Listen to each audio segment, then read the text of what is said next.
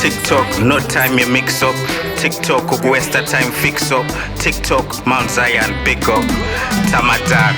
Nguva shoma pana time yoko killer. TikTok high school mira ingo maya usingagone kuwila rova tanzi richiri kurira pana shokumirira Brother, apana shokushkirira brother. zvinoda kufirira kudigitira plus kushipira TikTok nguva ikufamba ndati nguva ndiyoyi destiny kudana wangu chitohamba ndati nguva ndiyoyi aikona kuvata zuva ndomukana ndati nguva ndiyoyi kune zvavakaplana hapana mangwana ndati yo chila live life kushika magumo umwe chete aumbowana tumo usazoyeuka bako ndiyo tsumo saka ngatisheke nungo ndati make sure wanakizwa wafarisa vaunoda warakidza wadadisa maidiya wamanyisa wamapisa hapana kutangidza wamakisa nguva ikufamba ndati nguva ndiyoyi destiny kudana wangu chitohamba ndati nguva ndiyoyi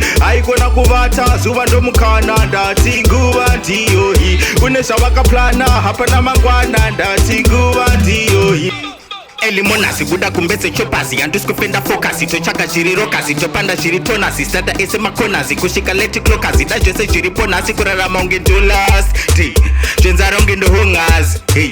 kana sanda pana chikokazi yeah.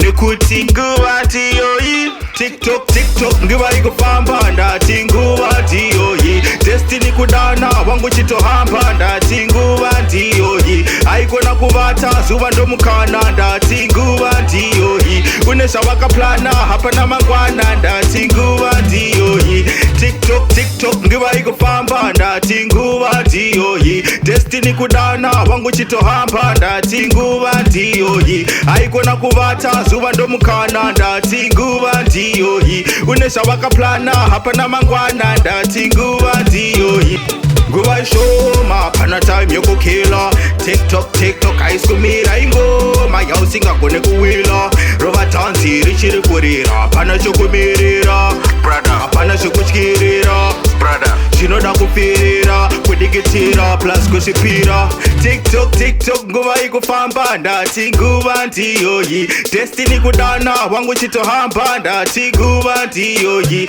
aikona kuvata zuva ndomukana ndati nguva ndiyoyi kune zvavakaplana hapana mangwana ndati yo